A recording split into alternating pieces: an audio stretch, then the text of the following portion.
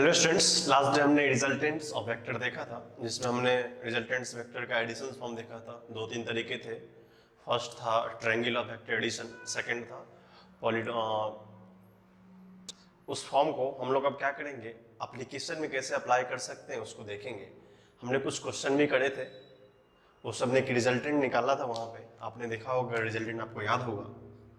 r is equal to root under A square plus B square plus 2ab cos theta था। ये resultant आया था।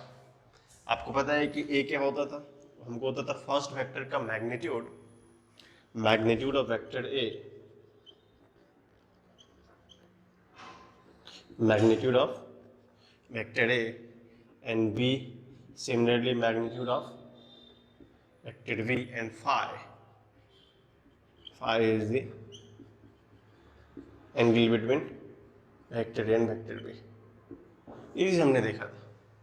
आज हम लोग क्या करेंगे, स्पेशली उसी केस को थोड़ा सा डिफरेंट एप्लीकेशन मेथड से देखेंगे, जिसमें हमने स्पेशल केस रखा है इस टॉपिक का नाम में। स्पेशल केस में मानेंगे इफ, कंसिडर करते हैं if two vectors are parallel,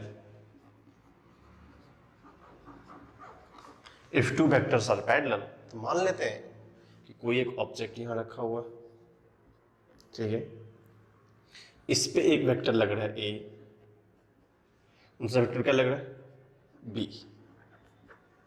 parallel का मीनिंग है कि ये तो इससे भी पैरेलल होगा या जिससे भी होगा, देखेंगे उसको। अगर ये कोई ब्लॉक होता, ब्लॉक पे अगर नेट फोर्स लग रहा है, नोट कोई वेक्टर मान लेते हैं ए इस पे लग रहा है बी इस पे लग रहा है, तो हम लोग क्या बोलते हैं, resultant is equal to vector A plus vector B, because vector A B दोनों क्या है, सेम डायरेक्शन में है। अगर हमने इस towards this taken as positive और इधर होगा पॉजिटिव, ये होगा Y and this is X. अगर हमने इसे एजम्पशन कर ले तो टुवर्ड्स एक्स इज पॉजिटिव, तो ए प्लस बी होगा। सिमिलरली यहाँ पे हमको एक बात देखते हैं कि वेक्टर ए और बी के बीच का एंगल कितना है, 0 डिग्री। एक कल्मिनेशन आता है यहाँ पे, वेक्टर ए एंड बी के बीच का एंगल कितना है, 0 डिग्री। अब देखिए, अगर एंगल 0 होगा, आप सबको पता है रिजल्टेंट ए प्लस बी होगा, but as A cost R to be R maximum. Resultant क्या होता है यहाँ पे, मैक्सिमम होता है, क्योंकि आप सोच लो इस पॉइंट पे एक फोर्स लग रहा है, दूसरे भी इधर लग रहा है, इसका मतलब मैक्सिमम चांस है कि इसका रिजल्टेंट क्या हो, मैक्सिमम हो, when theta is equal to 0 degree. This is the standard condition. जब भी थीटा 0 डिग्री होगा उस केस में आर क्या होगा, मैक्सिमम होगा। अब देखो आर मैक्सिमम कैसे निकाल सकते हैं, हमको पता है आर रिजल्टेंट, उसको मान लेते होता है a square plus B square plus 2ab cos theta, ठीक है, कॉस थीटा होगा। अब यहां अपने को, अगर हम लोग इसका वेक्टर ए और बी का मैग्नीट्यूड ए बी मान लें तो क्या लिख सकते हैं, a square plus B square 2ab cos 0 degree. और हमको पता है कॉस 0 का वैल्यू 1 होता है। जब कॉस 0 का वैल्यू 1 होगा तो क्या लिख सकते हैं, a square plus B square plus 2ab into 1। इसको और थोड़ा फॉर्म में लिखो, क्या लिख सकते हैं, root under A plus B का whole square, this is R. अब ये आर क्या होगा, R to be R maximum, R to be R maximum क्या होगा, ए प्लस बी। मैक्सिमम टाइम हम लोग इन कंफ्यूज रहते हैं कि आर मैक्सिमम क्या होगा, तो generally R maximum by the magnitude of A plus B होता है। ये क्या होता है, मॉड रिप्रेजेंटेशन है, this is the mod representation. अब क्या है, रूट के बाहर आएगा तो ए प्लस बी बचेगा, और ऑलवेज क्या होगा हमारा, पॉजिटिव होता है। रूट के इनसाइड का वैल्यू क्या होता है, always positive. That's why R maximum is equal to mod of A plus B, this is the value. हमको यहाँ से पता चला जब दो वेक्टर पैरेलल होगा और एंगल 0 डिग्री होगा, उस केस में जो रिजल्टेंट होंगे, resultant will be maximum, that is the R maximum. ये हमारा केस फर्स्ट था। इसमें हमने कुछ नहीं किया, जस्ट जो रिजल्ट पहले का था उसका सबसे पहले वेक्टर फॉर्म लिखा, देयर आफ्टर हमने सॉल्व कर लिया। इसको अच्छे से लिखिए, फिर हम लोग नेक्स्ट केस देखते हैं। हमारा नेक्स्ट केस है, अगर दो वेक्टर एंटी पैरेलल हो तो क्या होगा। हम लोग क्या करते हैं, उसी कंसेप्ट को फिर से रिवील करते हैं। मान लेते हैं ये कोई ऑब्जेक्ट होगा जिसपे एक वेक्टर ए इधर को लग रहा होगा, और एंटी पैरेलल का मीनिंग क्या होता है, दूसरा वेक्टर भी इधर को लग रहा होगा। करेक्ट है। हमने जो लास्ट केस में देखा था कि अगर किसी ऑब्जेक्ट पे दो वेक्टर लग रहे होंगे तो हमने जो जो रिजल्टेंट निकाला था, आपको थोड़ी सी आसान हो रहा है। अगर मान लो हमें इसका एजम्पशन ड्रॉ करने, this is X, this is Y, तो इस डायरेक्शन को क्या मानेंगे हम लोग, पॉजिटिव मानेंगे, इधर को नेगेटिव मानेंगे। इस पॉइंट पे रिजल्टेंट क्या होगा, ए plus of minus b, why, because हम लोग एडिशन करेंगे बट डायरेक्शन क्या है, बी का रिवर्स है। तो अल्टीमेटली क्या होता है, vector A minus vector B, this is the resultant. अब देखिए, हमको रिजल्टेंट तो पता चल गया कि वेक्टर आर रिजल्टेंट होगा, वो वेक्टर ए माइनस बी होगा, वो तो हमको खुद से दिख रहा है कि ऐसा होगा। बट इन जनरली यहाँ देखा जाए तो थीटा कितना है, अगर एक उस डायरेक्शन में दूसरा क्या है, रिवर्स है, तो यहाँ से थीटा कितना है, पाई या 180 डिग्री है। ठीक है, फिर से हम लोग रिजल्टेंट की बात करेंगे, आर, वो हमने देखा था पाई का वैल्यू कितना होता है, 180 का वैल्यू दोनों नियरली सेम ही होता है। करेक्ट है, तो हम लोग पाई लिखे हैं, 180 के दोनों बड़ा बड़ी चीज़ है। तो रिजल्टेंट हमको फॉर्मूला पता है, a square plus B square plus 2ab cos theta. अब हम इस फॉर्मूला में पुट आउट करें, a square plus B square plus 2ab cos 180 degree, तो हमको पता है कॉस 180 डिग्री कितना होता है, -1 होता है। -1 is the value of cos 180 degree. तो ये क्या हो जाएगा अपने को, a square plus B square minus 2ab। इसको क्या लिख सकते हैं, ए माइनस बी का whole square, that is R. तो यहाँ से आर कितना आ गया, मॉड ऑफ, इसको लिख सकते हैं a minus b, this is the R. अब देखो यहाँ से एक कंडीशंस क्रिटिकल्स होते हैं जहाँ हम देखना चाहें,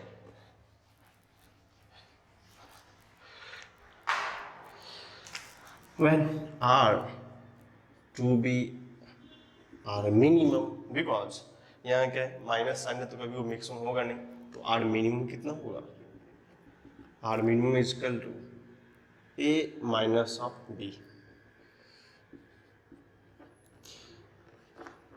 इस माइनस साइन का मीनिंग होता है कि जस्ट डिफरेंस देखना है, इसका मतलब होता है डिफरेंस। अब डिफरेंस का मीनिंग क्या है, जो भी ए बी में बड़ा होगा, जो भी ए बी में बड़ा होगा, whichever is larger we take it as minus. मान लो if B greater than a, then R minimum is equal to b minus a. Correct है, if A greater than b, then R minimum is equal to A minus b. इस difference का meaning होता है, हम लोग सिर्फ mod check करेंगे कि दोनों में कौन सा बड़ा होगा, उसमें सबट्रैक्ट करेंगे। ऐसा नहीं कि अगर बी छोटा आ गया तो इसको बड़ा आ गया तो माइनस लिख देंगे, माइनस कुछ यहाँ कंसेप्ट नहीं है, बट इसका मीनिंग होता है just difference. Just difference in what case, if B greater than 1 then result is this, if A greater than B result is this. This is the basically condition about anti parallel vector. अगर दो vector anti parallel हो, in case में तो हम लोग क्या क्या देख सकते हैं, vector A this, vector B this, square A B 2ab cos theta, you know cos 180 -1, then apply, तो हमको दो रिजल्ट्स मिले, R maximum and R minimum. This is the very important aspect. कभी कभी मिक्स ऑफ कॉम्बिनेशंस क्वेश्चंस आते हैं somehow, जैसे मान लो कुछ क्वेश्चन है जो कि मिक्स रहेंगे, application of vector in used in kinematics, then you have to remember the concept. Okay, we have to move next.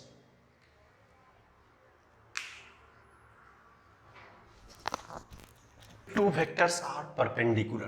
This is the sign of perpendicular. बोल सकते इसको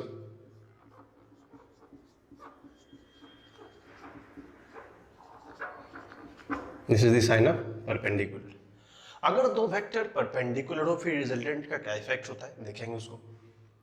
मान लीजिए हमने वही आइडेंटिकल बॉक्स को यूज किया, एक वेक्टर ए हमारा इधर है, दूसरा वेक्टर कुछ इधर है B, this is the vector B. अगर इसको हम एफबीडी के डायग्राम से ड्रॉ करना चाहे तो थोड़ा सा हम लोग एनालिसिस करेंगे। हाउ, अगर ये वेक्टर ए है, अगर कोई परपेंडिकुलर वेक्टर बी है, तो समहाउ हमने बोला था कि जब भी कुछ रिजल्टेंट्स होता है तो हमने वेक्टर का रिजल्टेंट लिखना बताया था। वेक्टर ए का हेड वेक्टर बी के टेल पे होना चाहिए, and thereafter the tail of vector A mating with head of vector B, that is resultant. तो इसको हम लोग थोड़ा सा एक स्टेप आगे लेके जाते हैं। अगर ये वेक्टर ये है, ये वेक्टर बी है, that is the our resultant vector, ये हमने पहले पढ़ा है, ठीक है। तो यहां से R vector is nearly same, vector R is equal to vector A plus vector B. ये तो वेक्टर का फॉर्म है, but is the change in magnitude form. अब देखेंगे इस दोनों के बीच का एंगल, अगर हमने बोला था स्मॉलेस्ट एंगल लेने के लिए, अगर वेक्टर ये है तो आपको पता हो परपेंडिकुलर कितना थीटा 90 डिग्री होता है, या उसको हम लोग पाई बाई 2 भी बोल सकते हैं, बेटर टू अंडरस्टैंडेबल। तो थीटा 90 डिग्री या pi by 2। In that case हमको फिर से वो रिजल्टेंट्स बोलने नहीं चाहिए। रिजल्टेंट्स का फॉर्म क्या था, a square plus B square plus 2ab cos theta. When you put theta is equal to 90, तो पता है cos 90 क्या होता है, 0। तो देखेंगे a square plus B square plus 2ab cos 90 degree and cos 90 would be 0। जब 0 का सारा टर्म क्या हो जाएगा, अपने को 0 हो जाएगा, तो क्या बचेगा, r resultant is equal to a square plus B square, that is the basic term. हमको अब हम ये तीनों चारों रिजल्ट इसलिए बता रहे हैं आपको कि कभी भी अगर कुछ भी, ये तीनों बेसिकल्स एंगल हैं, अगर तीनों चारों एंगल होंगे तो हमको इतना नहीं कि हर बार वैल्यू को पुट अप करना और देखना है कि हर बार वैल्यू क्या आ रहा है, करेक्ट है। तो just R result A square plus B square, value को पुट अप कर देंगे, आंसर मिल जाएगा हमको। तो जब भी परपेंडिकुलर होगा दो वेक्टर, जस्ट क्या होगा, a square plus B square.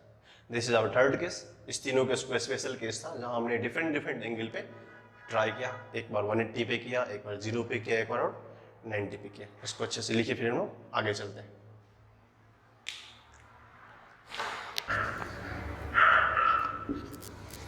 अब देखिए हमने कहा लॉ ऑफ पॉलीगन। पॉलीगन का मीनिंग होता है, जो नेक्स्ट हम लोग डिस्कशन करेंगे पॉइंट ऑफ वेक्टर फॉर्म में, law of polygon addition of more than 2 vectors. हमने अभी तक 2 वेक्टर की कहानी पढ़ी थी कि 2 वेक्टर जब हो तो कैसे ऐड करते हैं। सिमिलर लाइक अगर वेक्टर 1 हो and this is vector B, तो हम लोग क्या करते हैं, दिस इज वेक्टर रिजल्टेंट। ये अभी तक हमने 2 वेक्टर का रिजल्टेंट पढ़ा था। अब क्या है, जब वेक्टर 2 से अधिक हो, जब वेक्टर 2 से अधिक हो, इन दैट केस हम लोग क्या कर सकते हैं। अब कैसे ऐड करेंगे, तो इसको देखने का 2-3 मेथड है। अगर हम लोग सिंपली देखना चाहें, मान लेते हैं कि अगर ये वेक्टर ए है, इस वेक्टर को हमने बताया है कि व्हेन वी शिफ्ट पैरेलली, हम लोग किसी वेक्टर को अगर पैरेलली शिफ्ट करें उसमें कोई चेंज नहीं होता है, तो हम देखेंगे कैसे शिफ्ट कर सकते हैं। अगर ये वेक्टर ए था तो मान लो हमारा ये वेक्टर ए ही रहेगा, that is vector A. Second क्या करते हैं, अगर ये वेक्टर बी था, we can shift it parallel to here. हमने क्या किया, यहां से वेक्टर बी को शिफ्ट कर दिया। अच्छे से देखेंगे। फिर है वेक्टर सी था, इसको अगर यहां से पैरेलली मैं यहां शिफ्ट करना चाहूं तो क्या होगा, कुछ इस तरह होगा, दैट इज वेक्टर सी। अब क्या है, वेक्टर डी, अगर ये पैरेलली उठ के जाएगा just like parallel, vector D, this is vector D.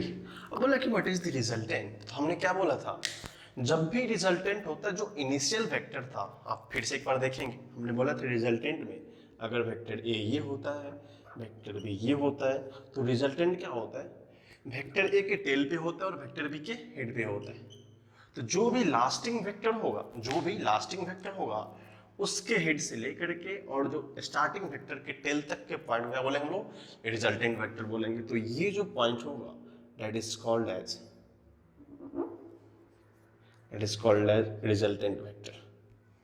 अब देखो हमको बोला था कि जहां से स्टार्टिंग पॉइंट होगा वहां से शुरू होगा और जहां पे खत्म वहां पे क्या होगा, इसका हेड होगा। तो रिजल्टेंट का head end point of vector and starting point of vector उसका टेल होगा। अगर यहां से लिखना चाहें R vector is equal to A plus B plus C plus D, this is the conclusion of polygons law.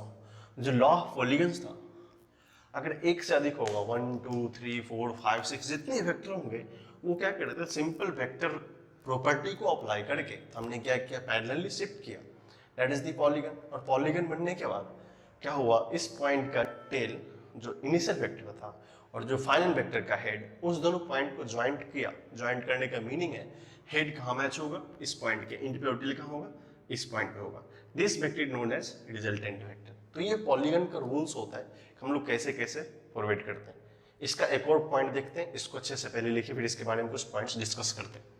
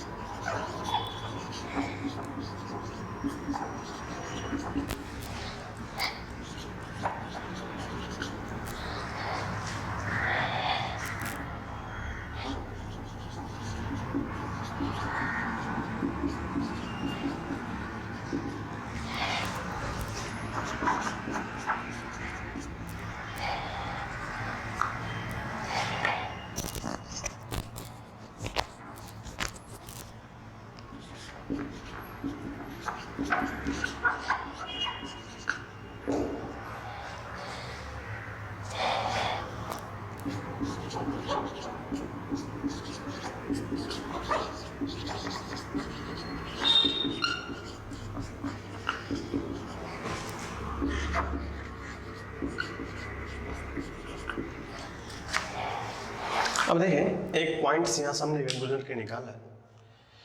In a polygon if all the vectors taken in same direction, जो हमने यहाँ पे देखा था वेक्टर ए vector e vector सी vector d, एक reverse नहीं है, एक ऑर्डर फॉलो कर रहे हैं। Same order are such that the head of the last vector are coincides with tail of the first vector, then the resultant vector is a null vector। उसने बोला कि अगर किसी भी पॉलीगन में जो एक सेम ऑर्डर, मतलब अगर किसी ने फॉरवर्ड जाना मूव किया तो ऑलवेज वो फॉरवर्ड ऑर्डर फॉलो करेगा, a to b, b to c, c to d and d to e. अगर इस तरह का फॉर्म होगा, अगर उसका रिजल्टेंट ऑफ लास्ट वेक्टर का हेड क्या लिखा है, head of the last vector coincides with tail of the first vector, इसको हम लोग ग्राफ से देखेंगे। अगर मैच कर जाए तो इन दैट केस वो वेक्टर का रिजल्टेंट क्या होगा, null vector. Null vector means zero vector. अब इसको डायग्राम से देखिए, मैं क्या करता हूँ, इसी एग्जांपल को एक्सप्लेन करता हूँ। अब देखिए एग्जांपल ये था, अगर ये वेक्टर ए है, अगर ये वेक्टर ए है और ये क्या है, ऑर्डर फॉलो कर रहा है, वेक्टर बी है और ये वेक्टर सी है, दिस इज वेक्टर डी। अगर हमको क्या कंडीशन दिया है, लास्ट वेक्टर से हेड, उसका हेड ज्वाइन करना चाहिए और टेल पे क्या होना उसके पॉइंट का फर्स्ट वेक्टर होना चाहिए। इन दैट केस अगर मान लो ये वेक्टर ई है तो इसका जो रिजल्टेंट होगा, एक साइक्लिक पॉलीगन बन गया ना, जिस पॉइंट से शुरू हुआ था उसी पॉइंट पे खत्म हो गया। It means no magnitude is there, magnitude और displacement from here to here. अब क्या होता है, तो एक रिजल्टेंट होगा, तो लिख लें चले वेक्टर ए plus vector B plus vector C plus vector D plus vector D. हमने क्या बोला, सारा का सारा क्या होगा, जीरो वेक्टर होगा, दैट इज नल वेक्टर। तो यहां से हमको एक कंक्लूजन मिलेगा vector A plus vector B plus vector C plus vector D plus vector E is equal to 0। ये एक रिजल्टेंट हमको याद रखना चाहिए कि जब भी tail to tail head of the first last vector is the tail of the first vector matching point हो जाए, इसके बाद वेक्टर एक साइक्लिक पॉलीगन बन गया, जिस पॉइंट से चला था उसी पॉइंट पे खत्म हो गया। इन that case the summation of all the vector is 0। That is very very important. कभी कभी पॉलीगन्स के क्वेश्चंस में इन सब कंसेप्ट को हमें ध्यान में रखना होता है। नंबर ऑफ वेक्टर बहुत सारे आ जाएंगे। अगर मैं सिंपल फॉर्म से बोलूँ इस वेक्टर का सम, बोलोगे इसका सम निकालेंगे, इसका निकालेंगे, लेकिन इन जनरली सम निकालने के टेक्निक होता है कि how we apply the common sense. In what condition A B अगर सी डी चारों वेक्टर का सम अगर रिजल्टेंट आर था, अगर आर ही रिजल्टेंट वेक्टर इसके head to head and tail to tail match कर गया, इसके टेल से ही मैच कर, इसका मेरा डिस्प्लेसमेंट कुछ है ही नहीं मैग्नीट्यूड का, तो जिस पॉइंट से चला था उसी पॉइंट पे आ गया। No direction, no magnitude, that is 0 vector. 0 magnitude means 0 vector, तो सबका सम क्या होता है 0 होता है। This is the one of the result you have to remember and write it. इसको अच्छे से लिखे, फिर हम लोग नेक्स्ट रिजल्ट को देखते हैं। अब देखिए इसने दिया है कि इन जनरली हमने अभी देखा था लास्ट एग्जांपल में, अगर सारे के सारे वेक्टर कोप्लेनेट थे तो लिखा है if n coplanar vector are equal magnitude are arranged at equal angle of separation then resultant is always 0। अब दिया हुआ है कि अगर वेक्टर, हमने जस्ट अभी 4-5 वेक्टर की कहानी देखी थी जो A B C D vector था, अगर हर एक वेक्टर कोप्लेन मतलब क्या होता है, हर एक वेक्टर एक ही प्लेन में हो, अगर एक ही प्लेन में होगा and then magnitude is also equal, in what sense, and equal angle of separation, वो उसका होगा सबका एंगल इक्वल ही होगा, इन दैट केस उसका रिजल्टेंट क्या होगा 0 होगा। अब एक एग्जांपल से देखिए, मान लीजिए कि स्क्वायर हम लोग कंसीडर करते हैं, ट्रायंगल भी आसान है बट ट्रायंगल देखो पहले, this is the vector A, this is the vector B and this is the vector C. अगर इसको मान लें this is vector A, this is vector B and this is vector C, आपको पता है कि इक्विलैटरल ट्रायंगल में अगर मैग्नीट्यूड दिया हुआ है वेक्टर ए का mod that is the magnitude, vector b का magnitude is equal to vector c का मैग्नीट्यूड, और अगर ये इक्विलैटरल ट्रायंगल फॉर्म करेगा तो this angle is equal to this angle is equal to this angle, तो एंगल थीटा होगा is equal to 60 degree for all the cases. तो क्या हो रहा है, ये इस कंडीशन को फुलफिल कर रहा है। कंडीशन क्या था कि n कोप्लेनेट वेक्टर हमने यहाँ पे 3 लिया है, वो 3 वेक्टर हमने लिया ए बी सी, यहाँ पर हम लोग ढेर सारा वेक्टर ले सकते हैं। अगर n कोप्लेनेट वेक्टर, उसका मैग्नीट्यूड भी क्या है इक्वल है, vector A is equal to vector B is equal to vector C. In that case अगर थीटा भी एंगल सेपरेशन हो, जो कि हमको पता है 60 डिग्री 60 डिग्री 60 डिग्री दिया हुआ है, ठीक है, इन दोनों केस में अगर ये इसका रिजल्टेंट क्या हो 0 हो, और लिखना शुरू करें, resultant is equal to A plus B plus C.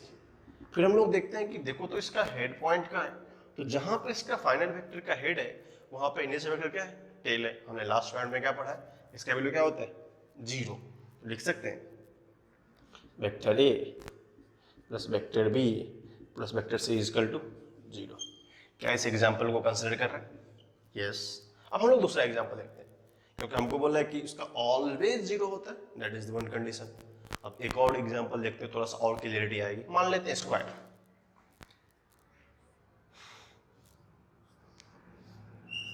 This is vector A, this is vector B, this is vector C, vector D. अब तो इसमें कोई प्रॉब्लम ही नहीं है आपको। स्क्वायर वाले केस में अगर मानेंगे this is vector A, vector B, vector C and vector D. अब क्या होता है, आप सबको पता है एंगल कितना है 90 है, एक दूसरे वेक्टर के बीच का एंगल कितना है 90 है। इन दैट केस स्क्वायर का हर एक साइड भी क्या होता है इक्वल होता है। Vector B is equal to vector C is equal to vector D, ये इक्वल मैग्नीट्यूड होगा and theta is equal to 90 degree. Similarly इसका फिर देखेंगे फाइनल वेक्टर का हेड और फर्स्ट वेक्टर टेल दोनों एक पॉइंट पे है। सिमिलरली बोल सकते हैं vector A plus vector B plus vector C plus vector D is equal to 0। As so on on and on, N मतलब 2 3 3, एटलीस्ट 2 में तो आता नहीं है, 3 4 5 6, क्योंकि हम लोग 2 एंड मोर वेक्टर की बात कर रहे हैं यहाँ पे, ठीक है। 3 हो, 4 हो, 5 हो, 6 हो। हेक्सागन में भी क्या होता है, सेम कंडीशन होंगे, each every angle form that है 60 डिग्री फॉर्म, वहां भी अप्लाई करेंगे, हेक्सागन में भी हो सकता है, हमने स्क्वायर में भी देखा, इस केस में भी देखा। तो इस सारे जितने भी एन नंबर ऑफ कोई भी पॉलीगोनल ग्रुप होगा, हर के लिए कंडीशन क्या होगा, वैलिड होगा। हमने 2 एग्जांपल से देखा, ये और सारे एग्जांपल इसके हो सकते हैं। इसको आप अच्छे से लिख लो, फिर हम लोग नेक्स्ट चीज को देखते हैं।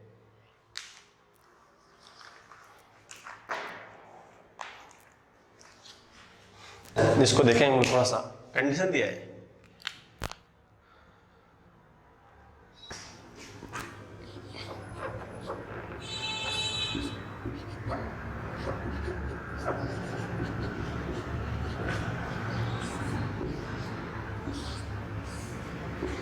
देखिए एक कंडीशन का नोट्स दिया है, the resultant of the three vector can B zero. This is the condition कि अगर किसी भी थ्री वेक्टर का रिजल्टेंट क्या होगा, जीरो होगा, when they satisfied the following condition. जब कोई भी वेक्टर थ्री वेक्टर हो, vector A, vector B and vector C, इसका रिजल्टेंट जीरो होने का क्या होता है, एक स्टैंडर्ड कंडीशन है जो हमने इसके बारे में पढ़ा था। अगर आप इसको अच्छे से ध्यान देखेंगे, this is the R max, याद है आपको, maximum, this is R minimum, हमने जस्ट स्पेशल केस में पढ़ा है। द वैल्यू ऑफ सी जो थर्ड वेक्टर है, अगर वो आर मिनिमम से बड़ा हो, that is the condition of mod of A minus B less than and is equal to C less than is equal to A plus B, या इस are maximum से कम हो और आर मिनिमम से बड़ा हो। अगर ये कंडीशन कोई भी वेक्टर थर्ड इस ओपिनियन को फॉलो करता है या इस कंडीशन को फॉलो करता है, तो वो वेक्टर का resultant always three vector form में क्या होगा, जीरो होगा। अब इसको हम लोग एक एग्जांपल से देखने की कोशिश करेंगे, क्या ये एग्जैक्टली वही चीज को प्रोसीड्यूर करता है या नहीं। तो हमको कंडीशन याद होना चाहिए, जो भी रिजल्टेंट होगा वो मिनिमम से कम होना, ज्यादा होना चाहिए और मैक्सिमम से कम होना चाहिए, that is less than is equal to, and this is also less than is equal to. अगर इस तरह का कंडीशन फॉलो करेगा तो क्या होगा, ये मैक्सिमम होगा। अब मान लो इसको एक लाइव एग्जांपल देखते हैं, मान लो इसका वैल्यू 2 है, इसका वैल्यू सी मान लेते हैं, इसका वैल्यू 4 है। अगर सी का वैल्यू 1 है, क्या मिनिमम से कम है, नहीं है, ये कंडीशन नहीं होगा। हमने क्या किया, सी का वैल्यू 3 रखा, देखेंगे क्या वो 2 से ज्यादा है, यस, 4 से कम है, यस।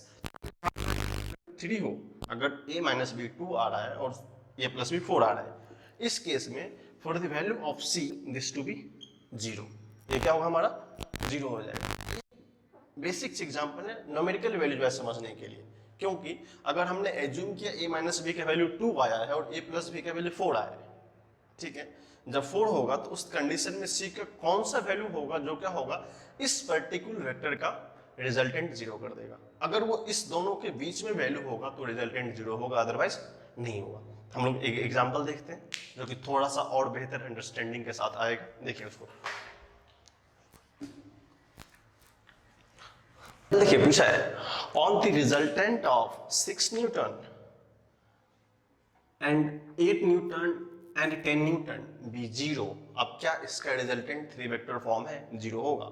हम लोग यहाँ से एनालाइज करना शुरू करते हैं। सबसे पहले तो मान लो 3 वेक्टर, तो वेक्टर ए की बात है, magnitude A is equal to 6, assume that, and vector B is equal to 8, ये दिया हुआ है।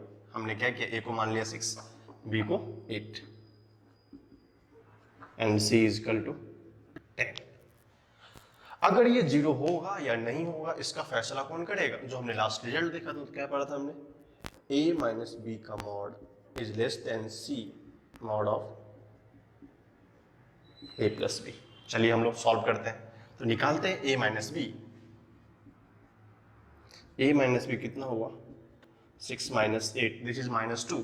माइनस 2 क्या होगा, मॉड के बाद प्लस बाहर आता है, उसमें कुछ चेंजेस नहीं है, क्योंकि 6 माइनस 8 माइनस 2 होना चाहिए, बट इस मॉड का मीनिंग क्या है, always positive. Similarly a plus b is equal to 6 plus 8 that is 14। अगर इस कंडीशन को देखिए, दैट इज ये कितना है, 2 less than c less than 14। क्या इस रिजल्ट को देखा जाए, what is the value of c, c is 10 here, यहाँ पे क्या है, वैल्यू ऑफ c इज 10 क्या इस कंडीशन को सेटिस्फाई कर रहा है? द वैल्यू 10 क्या है, वो 14 से कम है, यस करेक्ट है। वो 2 से ज्यादा है, यस करेक्ट है। तो बोल सकते हैं यस। इस केस में क्या होगा, इसका रिजल्टेंट 0 होगा, yes the resultant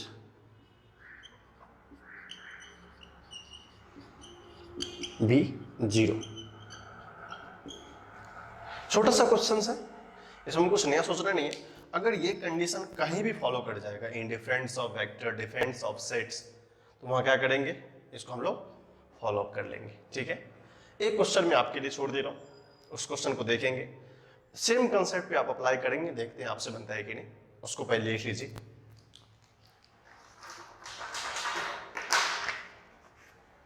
try yourself, घर में बनाना है इसको आपको बैठ के। Which of the following is group can be zero resultant? जो लास्ट कंसेप्ट था हमको उसी ट्राई करना है। This is group 1, this is group 2, group 3 and group 4। तो बताना है कि this is a, this is ये वैल्यू लिखा हुआ है, this is value of A, this is value of b, this is value of सी।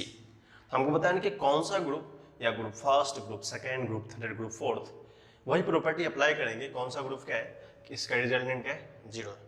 तो इस क्वेश्चन को आप खुद से सॉल्व करेंगे, फिर हम लोग आगे चलते हैं।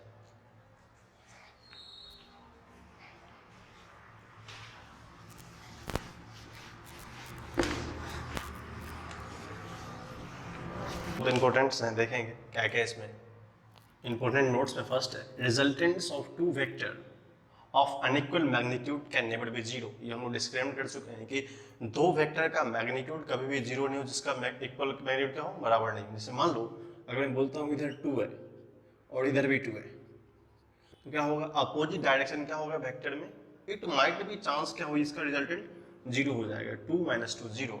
अगर वो मैग्नीट्यूड अनइक्वल होगा, मान लो ये 3 हो गया, तो दो वेक्टर का कभी भी अनइक्वल मैग्नीट्यूड 0 नहीं हो सकता रिजल्टेंट।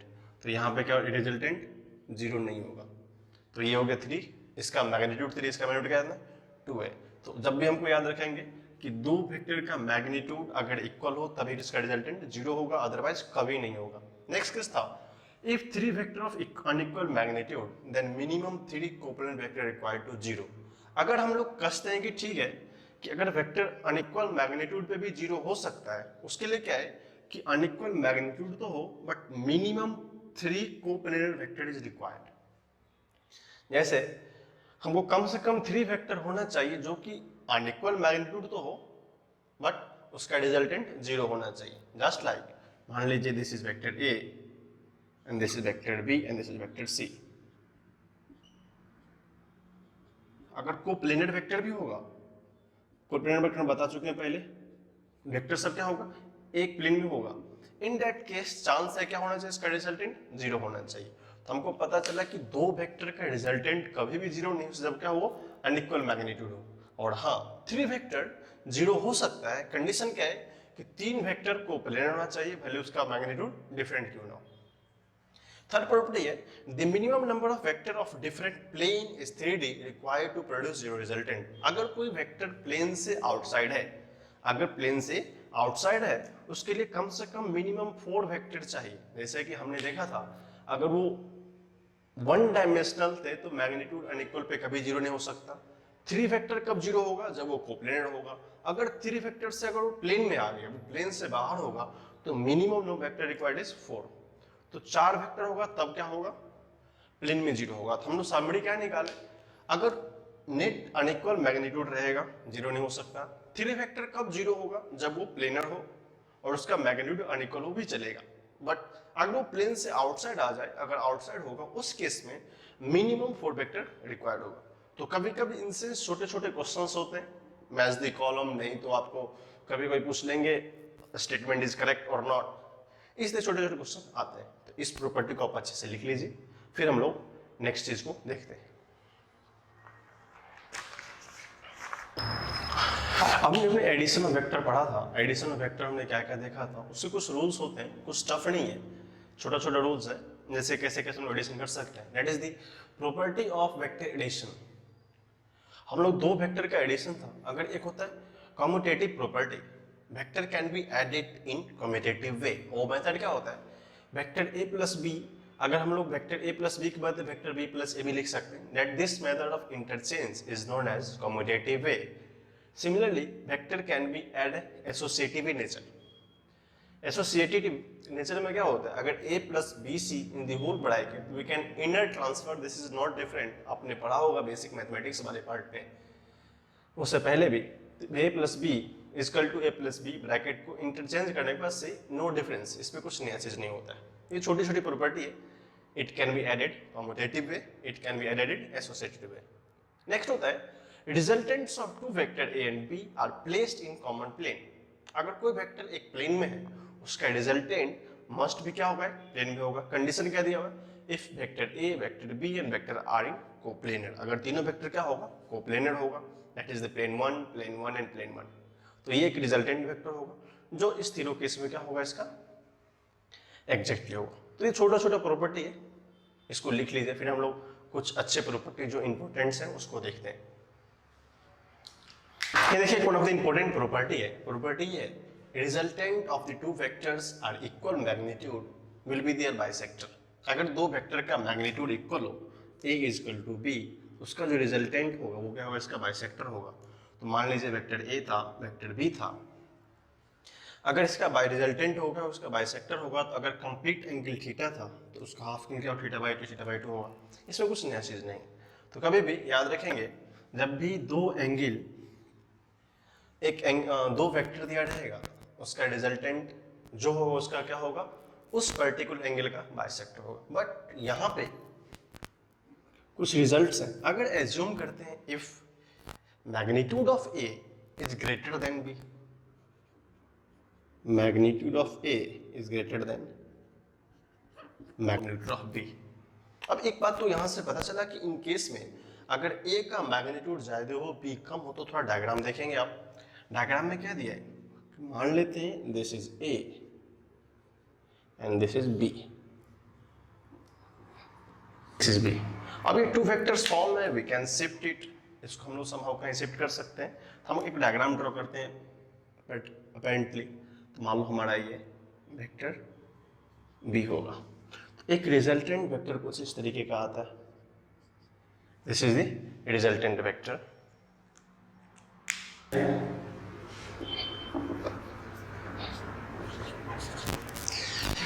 इस बी वेक्टर को पैरेलली शिफ्ट कर दिया, उसमें कुछ प्रॉब्लम नहीं है, और ये हमारा वेक्टर ए था, तो देयरफॉर रिजल्टेंट वेक्टर हो जाएगा। अब मान लो अगर इस एंगल को हम अल्फा मान लें, इस एंगल को बीटा मान लें, अगर इस एंगल को अल्फा मान लें और उस एंगल को हम लोग बीटा मान लें, जो कि रिजल्टेंट फॉर्म कर रहा है, तो हमारे एग्जाम में मैं 2-3 बार आईआईटी क्वेश्चन आप देखेंगे तो उसमें थोड़ा सा कॉम्प्लिकेटेड क्वेश्चन आया है, रिजल्टेंट देखें क्या हो सकता है।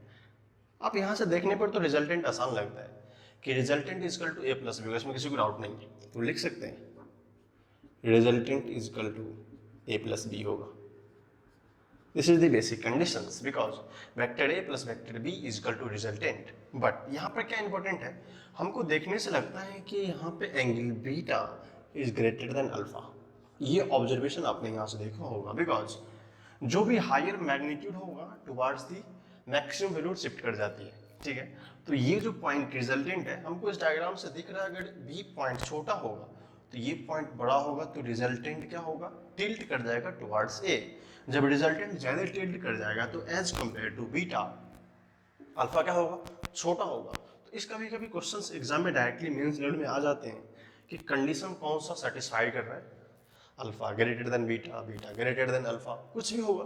तो याद रखेंगे जो भी एंगल कम होगा उसके साथ का एंगल, जो भी मैग्नीट्यूड कम होगा उसके साथ का एंगल क्या होगा, बड़ा होगा। तो यहाँ से हम लोग दो कंडीशन लिख सकते हैं, alpha is less than beta और we can say beta is greater than alpha. This is the observation. यहाँ पर हमने क्या किया था, जो ये केस था, यहाँ पर अगर इसको मैं अल्फा मान लूँ और इसको मान लूँ बीटा, जब इक्वल मैग्नीट्यूड था तो alpha is equal to beta is equal to theta by 2, but here resultants are different, theta are different.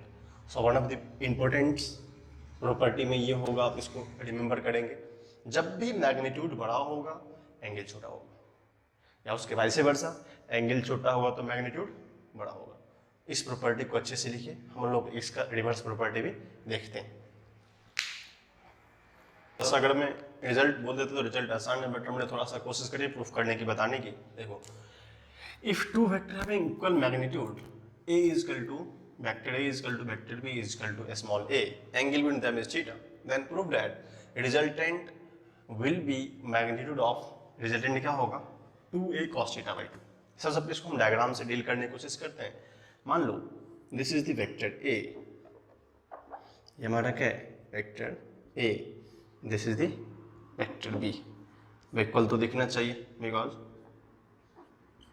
अगर इसके बीच का एंगल थीटा है तो हमने जस्ट प्रॉपर्टी में पढ़ा था कि रिजल्टेंट क्या होगा, इसका एक परपेंडिकुलर बाइसेक्टर होगा। परपेंडिकुलर बाइसेक्टर मीन्स ये भी अल्फा, ये भी alpha, because alpha equal to beta होता है, पता है पहले से अपने को। Equal angle, this is resultant. Resultant vector होगा, रिजल्टेंट वेक्टर में तो alpha equal to beta equal to theta by 2, correct है। अब देखो हमने पढ़ा था रिजल्टेंट्स का फॉर्मूला, अब यहाँ से तो हम कर सकते हैं। बेसिकली अगर इस लाइन को हम लोग थोड़ा सा कंजर्वेटिव मैनर में देखें तो क्या होगा, एक परपेंडिकुलर बाइसेक्टर ड्रॉ करते हैं, तो आप क्या बोलोगे सर, अगर थोड़ा सा लॉजिकली ये देखेंगे, इस कंपोनेंट को ब्रेक करें, आपको आता नहीं बट फ्यूचर में आएगा, उसको बताएंगे। अगर इसको मान लेते हैं इसका मैग्नीट्यूड ए है और इसका मैग्नीट्यूड भी ए है, दैट इज यहाँ क्या होगा magnitude wide R is equal to A cos alpha, and again R is इधर क्या होगा plus A cos alpha. Similar इधर क्या होगा ए साइन अल्फा, इसका होगा ए साइन अल्फा। मैं दोनों मेथड से बताऊंगा बट ये आसान वाला है, आगे फ्यूचर में आएगा रेजोल्यूशन वेक्टर। देखो इसका इस कंपोनेंट दोनों इक्वल है, दोनों क्या है इक्वल है, तो क्या होगा cancel out, because this is the alpha, A cos alpha, A sine alpha, A sine alpha, तो ये दोनों का मैग्नीट्यूड इस पॉइंट क्या होगा 0, तो यहाँ से रिजल्टेंट क्या आता है, resultant is equal to 2a cos alpha. What is the alpha, theta by 2, 2a cos theta by 2, this is resultant, this is the method first। ये क्या है हमारा फर्स्ट मेथड है। इसको थोड़ा सा हम लोग और इंटरेस्ट को अच्छे से लगाते हैं तो फिर से देखते हैं क्या कर सकते हैं। अब देखो सेकंड मेथड,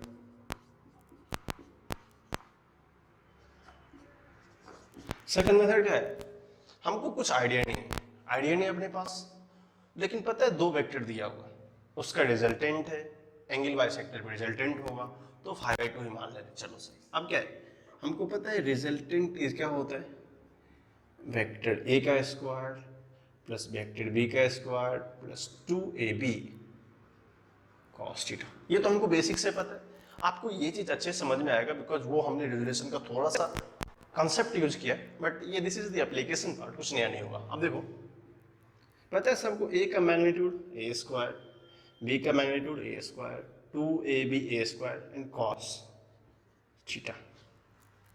अगर इसको हम लोग थोड़ा सा सॉल्व करें क्या लिख सकते हैं 2a square plus 2a square cos theta लिख सकते हैं। अब हम क्या करते हैं यहाँ से 2a स्क्वायर कॉमन लें तो 1 प्लस cos थीटा होता है।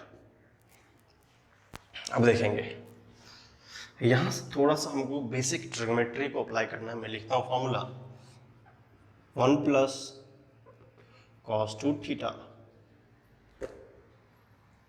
1 plus cos 2 theta is equal to 2 cos square theta होता है। 1 plus 2 cos is equal to 2 cos square theta, so 1 plus cos theta is equal to 2 cos square theta by 2। This is the rules of trigonometry. आप basic में पढ़ेंगे 1 plus cos theta, half angle का form में, ये angle half पे भी क्या होना चाहिए हाफ होना चाहिए। क्या 1 प्लस cos थीटा दिख रहा है, पुट कर दो root under 2a square into 2 cos square theta by 2, तो इतना कितना है अपने पास 4a square cos square theta by 2। आप सबको पता है रिजल्टेंट, तो हम लोग रूट को बाहर निकालेंगे, root is equal to 2a cos theta by 2। This is also one of the method, इसको हम लोग सॉल्व कर सकते हैं। इसमें थोड़ा सा हमको ट्रिग्नोमेट्री का नॉलेज चाहिए था, बेटर टू नो, ये भी लिख सकते हैं, this is from trigonometry, this is the easiest method. अगर आप कभी भी इन बाई चांस भूल जाओ तो रिजल्टेंट इन टर्म्स ऑफ ऐसे हम लोग लिख सकते हैं। तो ये प्रॉपर्टी कभी भी याद रहे, इक्वल मैग्नीट्यूड हो, अगर बाइसेक्टर हो तो direct you can write it them, और नहीं तो इस मेथड में आपको पता चल गया। तो मैंने फर्स्ट मेथड से भी ट्राई करके बताया, सेकंड से बताया, अब दोनों मेथड को लिख लो।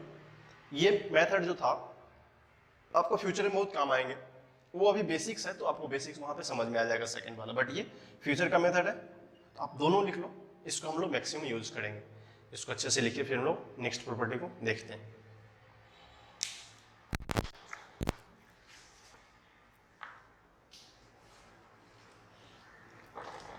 हमने क्या एक छोटा सा क्वेश्चन है, जस्ट उसका एप्लीकेशन है, उसमें टाइम नहीं लगेगा आपको, देखें कैसे करेंगे। और इसे आप बना भी सकते हैं, स्क्रीन पॉज करके फॉर्मूला अप्लाई करना है, बनाएंगे फिर आंसर मैच करेंगे। देखो इसमें दिया है, if magnitude of A and B is equal to A, find the magnitude of resultant when theta is equal to 60, 90 and 120। अब देखो रिजल्टेंट हमने क्या सीखा है, resultant is equal to 2a cos theta by 2।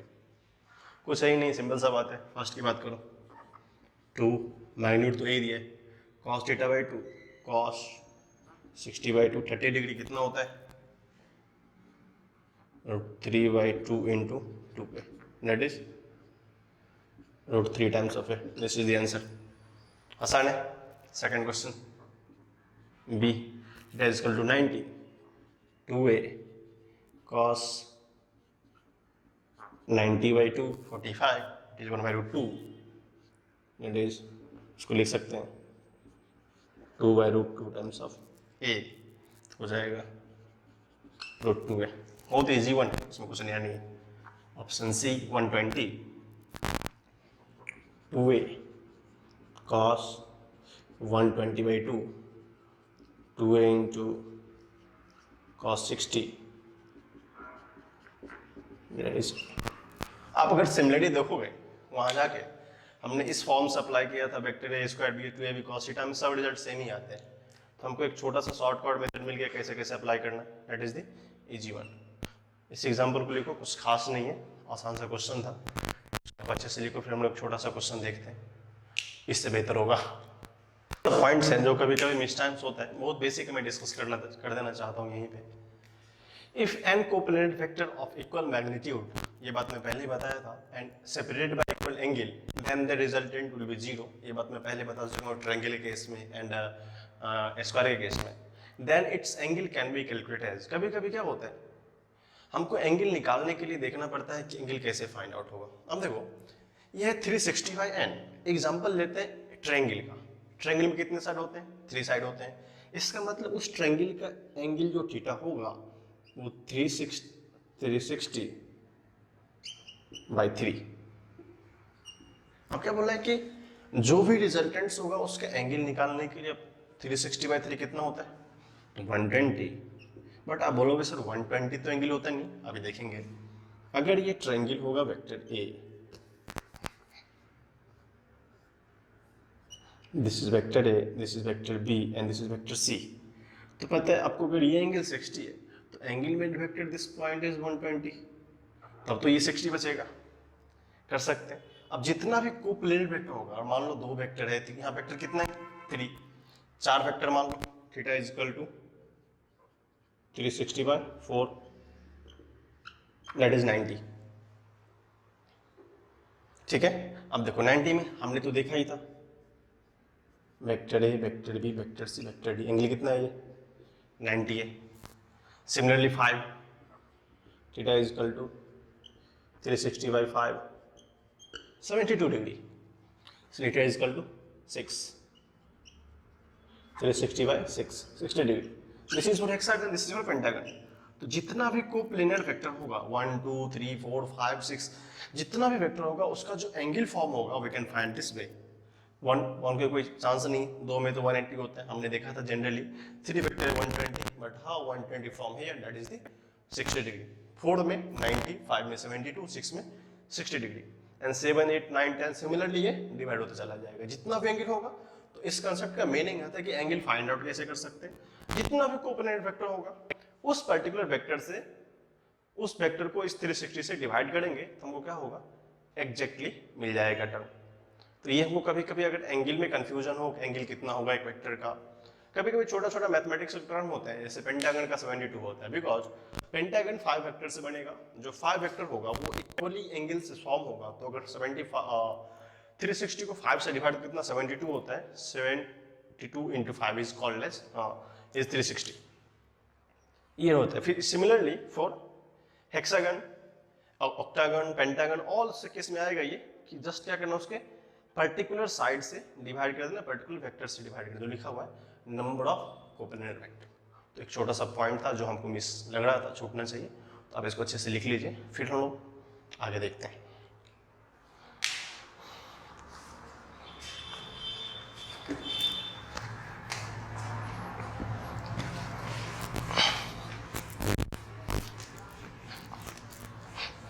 अब देखिए उसी कंसेप्ट में क्वेश्चन को रखने की कोशिश करिए, वो छोटा सा आसान क्वेश्चन है। देखो दिया हुआ है, if a regular hexagon that means n is equal to 6, आपको याद होगा 6 साइड है, तो हम लोग यहां से मेंशन कर लेते हैं n इज इक्वल टू 6, ठीक है।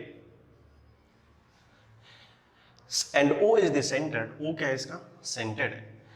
Then find vector OA plus OB plus OC plus OD plus OE plus OF is equal to what, value क्या होगा। सबसे पहले हमने बोला था कि जब भी n रेगुलर पॉलीगन दिया हो या n प्लेनर वेक्टर दिया हो तो थीटा कैसे निकालते हैं, theta is equal to 360/6 that is called 60 degree. इसका मतलब हर एक पॉइंट पे अगर मैं इसको देखना चाहूँ तो ये भी होगा 60, this is also 60, this is also 60, this is also 60, हर एक एंगल कितना होगा 60। डायग्राम में थोड़ा सा एरर लग रहा है बट 60 होगा मान लेंगे, ठीक है।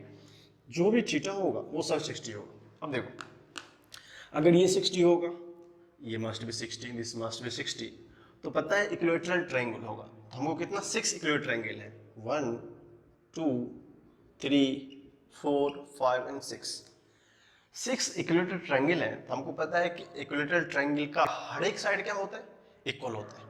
अगर इक्वल तो ये भी साइड ए होगा, ये भी ए होगा, ये भी ए होगा, ये भी ए होगा, ये भी ए होगा।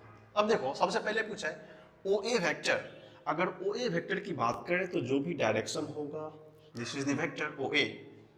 OB वेक्टर तो डायरेक्शन क्या होगा, OB। OC vector this is direction OC। OD vector direction this, OE vector direction this, और OF वेक्टर डायरेक्शन दिस। अगर सब वेक्टर की बात करें तो सबका मैग्नीट्यूड क्या है, सेम है। अगर मैग्नीट्यूड सेम है बट यहाँ से हमको पता चलता है अगर मैं अपवर्ड डायरेक्शन को पॉजिटिव ले लूँ तो हम लोग क्या करते हैं, रिजल्टेंट से शुरू करते हैं। अगर हमने इस दोनों डायरेक्शन में किसी एक को पॉजिटिव लिया, किसी एक को पॉजिटिव लिया तो लिख सकते हैं OA vector is equal to minus of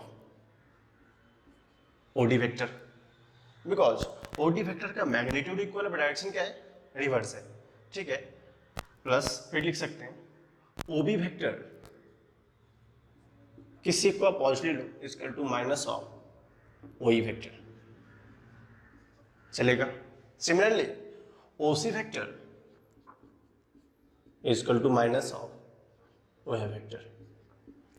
अब हमको एक तीनों का रिलेशन पता चल गया तो जस्ट वहां पुट कर देते हैं, क्या लिखा हुआ है OA वेक्टर, तो रिजल्टेंट होगा OA वेक्टर, बिकॉज डायरेक्शन बहुत इंपॉर्टेंट है in the vector sense, plus OB vector plus OC vector plus OD vector plus OE vector plus OF vector. What is the OA vector, minus of OD vector, plus what is the OB vector, minus of OE vector. What is the OC vector, sorry यहाँ C होगा, minus of OF vector, और OD तो दिया ही हुआ मान लेते हैं, that is OD vector OE vector plus OF vector. जब देखते हैं तीनों क्या होता है, this cancel out, this cancel out, is equal to 0 vector, 0 is the answer. अब हमने अभी कुछ देर पहले ही बताया था कि जब भी रेगुलर पॉलीगन फॉर्म होगा उसका नेट ऑलवेज क्या होता है, रिजल्टेंट 0 होता है। बताया था प्लेनर केस में अगर 3 या n से ज्यादा जो भी हो, अगर वो इंटरकनेक्टेड हो तो उसका रिजल्टेंट क्या होगा, 0 होगा। तो यहाँ से 0 वेक्टर और you can say it 0 magnitude. तो कभी कभी छोटे क्वेश्चंस अगर आप अभी तो इंटीजर क्वेश्चन आने लगे, तो इंटीजर क्वेश्चन में क्या करेंगे, आपको दे देंगे इसका value is equal to k times of vector OF। अब बल्कि बोलेंगे इसका सॉल्यूशन ये होगा, find the value of k का वैल्यू क्या होगा, you can find it k is equal to 0। कुछ नहीं, इसका वैल्यू तो k का वैल्यू क्या होना चाहिए, 0 होना चाहिए। अगर आपको ऐसे भी दे दे, मान लीजिए ये नहीं दिया, ठीक है, अब ये दिया, what is the way, k is equal to k, तो k का वैल्यू कितना होगा, k का वैल्यू क्या होगा, 0 होगा। तो ऐसे भी क्वेश्चन इंटीजर में आ सकते हैं, जो कि मेंस का न्यू पैटर्न है, ठीक है। इस क्वेश्चन के इस तरह के बहुत सारे क्वेश्चन और हो सकते हैं, जो कि हमने इसको देखा था। सो टुडे हमने आज डिस्कशन किया प्रॉपर्टीज ऑफ वेक्टर, कैसे कैसे अप्लाई करते हैं, डिफरेंट वेक्टर का एप्लीकेशन कैसा होता है, कुछ क्वेश्चंस उसको और समझने की कोशिश करी। फिर हम लोग नेक्स्ट लेक्चर में देखेंगे डिफरेंट एस्पेक्ट्स ऑफ वेक्टर। तब तक के लिए थैंक यू।